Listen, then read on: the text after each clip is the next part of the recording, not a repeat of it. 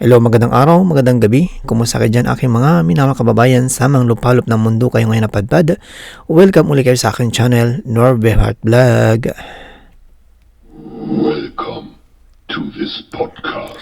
Okay, sa aking mga minamahal na kapatid, at ngayon meron naman tayong bagong pag-uusapan na may init-init pa ngayong araw lamang. Ito ay patungkol dito sa Senate Blue Ribbon Committee na hearing about sa flood control na corruption dito nga sa Diskaya o ito sa contractor na ito na matunog ngayon sa araw na ngayon na itong mga Diskaya na nakagulat dahil sapagkat biglang lang isiniwalat itong mga pangalan ng mga congressman. At nagsalita sila dito, isiniwalat nila at sinabi nila kung anong kadahilanan. At ang pangalawang pag-usapan natin ngayon ay patungkol dito naman kay Senator Bato de la Rosa, kung paano niya to sinabihan o pinangaralan tong mga Diskaya na simula ngayon ay sumakay na sila ng kanilang mga sasakyan. Kung meron silang bulletproof na sasakyan ay sumakay na sila sapagkat maraming magkaka-interest sa kanilang mga buhay, hindi man sa mga kongresong galit sa kanila ay baka dito sa mga CPP, NPA na gustong magpainit ng gusto mag-ignite ng situation para magulo ang ating bansang Pilipinas. Okay? So, bago natin ito simulan aking mga minamahal kababayan, ay kung bago maka sa aking channel, please naman huwag makalimot, mag-subscribe, mag-like at mag-share at pakihit ang notification bell para maging update kayo sa ng video aking i-upload. Okay, so ito nga mga kababayan ay bago natin simulan kung paano natin ito papanuorin at himay-himayin at pag-uusapan ay kung nakita nyo ang screen na yan na ay itong mayor ng mayor ng Pasig City na si Mayor Vico Soto ay itong ang pagsiwalat ng mga Diskaya dito sa ilang pangalan ng mga kongresista na kasabwat o binibigyan nila ng o naniningil sa kanila ng 25% na kickbacks na porsyento dito sa pondo ng proyekto ng mga flood control na to ay sa halip na matuwa tong si Vic Soto ay si Vic Soto Vico Soto ay mukhang personal yung kanyang galit dito sa mga Diskaya. 'Di ba? Di ba dapat matuwa ka kahit na kalaban mo man noon sa election, di ba dapat matuwa ka dahil isiniwalat ang mga kasabwat sa itong corruption na to, itong patungkol dito sa flood control na anomalya, 'di ba? Di ba dapat matuwa ka, Mayor Vico Soto? Pero sana naman kung galit ka man sa mga Diskaya dahil nakalaban mo sila ng nakarang election ay siparet mo yan. Pero di ba dapat sana matuwa ka dahil pinangaralan yan? Ito naman ito ay laban ng bawat sambayan ng Pilipino na taxpayer dahil ito ay hindi biro tong mga nangyayari ngayon sa ating bansang Pilipinas na matinding nakawan, pinaka-historical at pinakamatinding nakawan sa panahon ng sa lahat ng nakarang mga presidente. Okay? So, Vic Soto, ito na naman. Nagkamali naman ako. Vico Soto, no? Sana naman ay ibahin mo yung personal galit mo at saka dito sa hearing na to. Dapat matuwa ka dahil isiniwalat niya kung sino may mga kongresista na kasabot dito, particular sa dalawang tao na nabanggit ni BP Sara Duterte na pinangalanan din dito na sabi ni Diskaya na ito ay si Martin Romualdez at si Zaldico. Okay, so aking mga minamahal kababayan, simulan natin itong panunuorin itong video na to kung paano to pinangalanan ni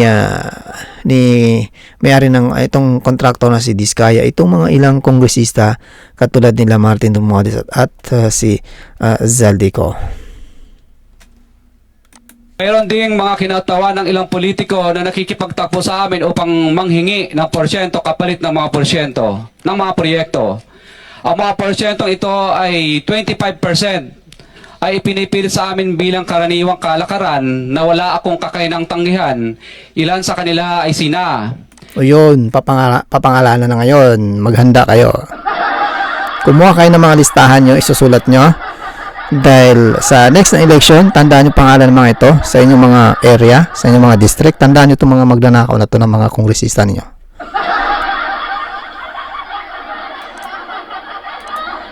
Regional Director Eduardo Virgilio of DPWH Region 5. Ayun, sa Region 5. Director Ramon Ariola III of Unified Management UPMO. District Engineer Henry Alcantara, DPWH Bulacan First. Ayan, si Alcantara. Yan, tandaan mo mukha na yan. Undersecretary Robert Bernardo. District Engineer Aristotle Ramos of DPWH Metro First, Pasig City. District Engineer Manny Bulusan of DPWH North, Manila, Deo. District Engineer Edgardo C. Pingol of DPWH Bulacan, Sabdeo. District Engineer Michael Rosaria of DPWH Quezon Second, Deo. Karamihan sa mga kawani ng DPWH na nabanggit sa itaas ay paulit-ulit na binabanggit ang delivery ng pera ay para sa kay Saldico na dapat at least Kay Zaldico. Yung nagsasakit-sakitan na nagpapagamot ngayon sa Amerika. Si Zaldico, pinangalanan ka ng Zaldico, shout out sa'yo. Ayan. Tama talaga si BP Sara Duterte nung pinangalanan kayo dalawa ni Martin Romualdez, no? Na talagang kayong dalawang humawak sa kumokontrol sa budget ng buong Pilipinas at nag-kickback ba kayo ng 25% mula sa mga proyekto na to? Kakaya kayo?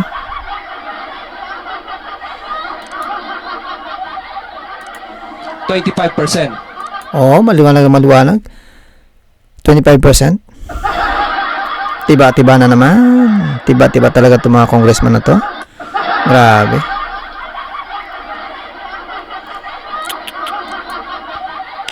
Si Kong Marvin Rillo naman ay ilang beses na binabanggit ang pangalan ni Speaker Martin Romualdez bilang kanyang malapit na kaibigan. Ayun. Si Speaker Martin Romualdez. Na pangalanan na kumukuha ng kickback na 25%. Pero alam niyo, tinatanggi ito ni Speaker Martin Romualdez eh. Hindi daw niya kinokondon yung ganito mga gawain. Pero, teka nga muna Martin Romualdez. Kumusta naman yung Okada issue? Yung bribery. Di ba, meron nang naisiwalat dyan na sa Amerika na yung kaso na yun. Kaso nga lang, hindi lang siya pinaputok ng media kasi pinapatahimik ng media eh. Malakas na issue yun eh. Sa Amerika na yun eh, yung bribery na Okada. Tapos maglakas loob ka ngayon sasabihin na hindi mo to tinotolerate o hindi mo hinahayaan na mayroong ganitong pangyari sa yung pagiging speakership. Sa bagay, madali naman ang tumanggi, di ba? Daling tumanggi, lahat naman ng tao. Wala naman tao, paula ng sariling asin, di ba? So ngayon, sunod na ito na video, itong kadahilanan kung bakit isiniwalat ni Diskaya itong mga pangalan ng mga kongresista na to. Dahil nga, ang sabi niya dito, sa kadahilanan niya, kung bakit niya to isiniwalat, kumbaga, sa atin pa, sasabihin natin na, if I burn, then, I burn with you. Kung masusunog ako, syempre, masusunog tayo. Di ba? So, ito na nga, ito ang kadahilanan kung bakit pinangalanan ni Diskaya itong mga kongresista to. Kasi nga,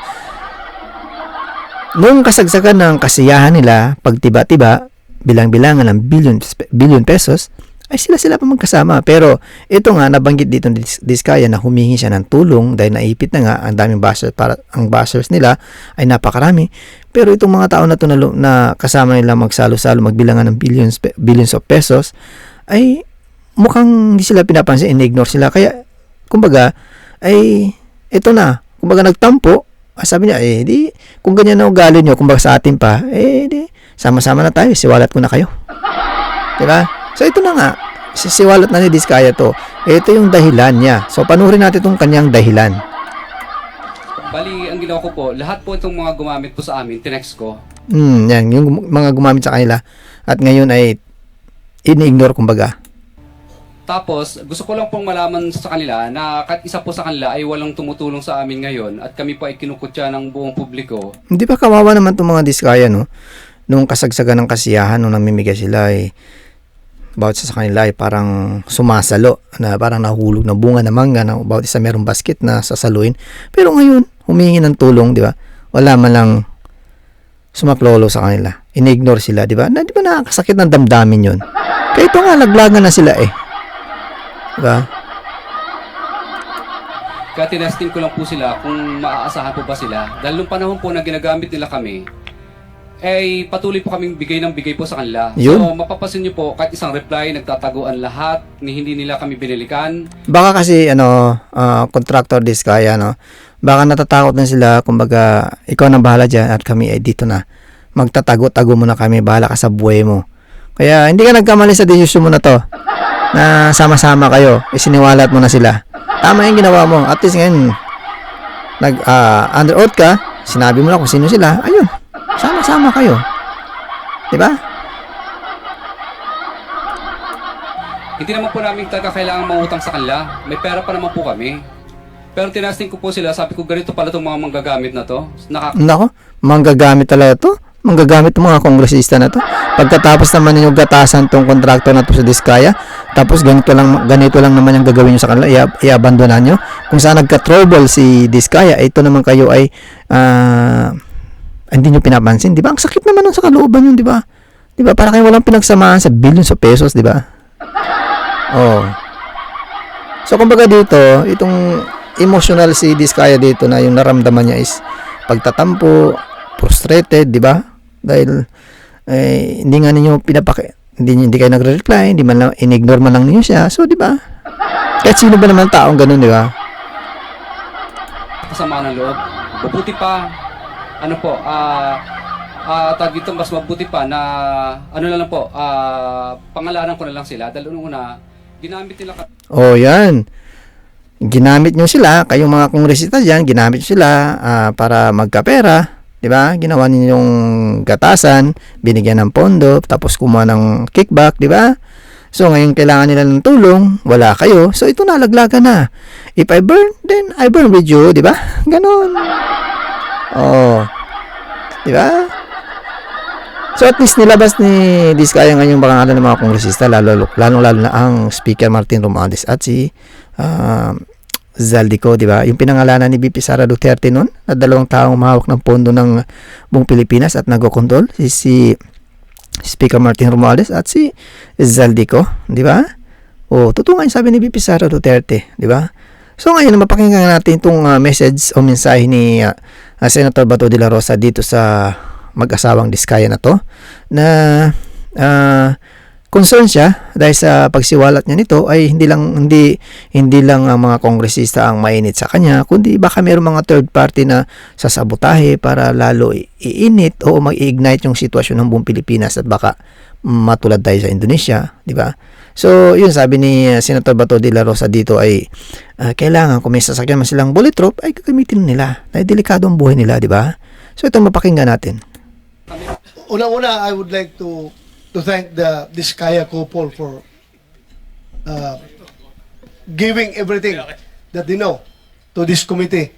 I just would like to advise the Diskaya couple, Mr. Chair, na kung meron mang bulletproof yung sasakyan ninyo na yung magaganda sasakyan, yun na, gamitin ang bulletproof, okay? Dalawang mag-asawang Diskaya, dyan yung magagamit ang bulletproof nyo, dyan. gamitin na ninyo.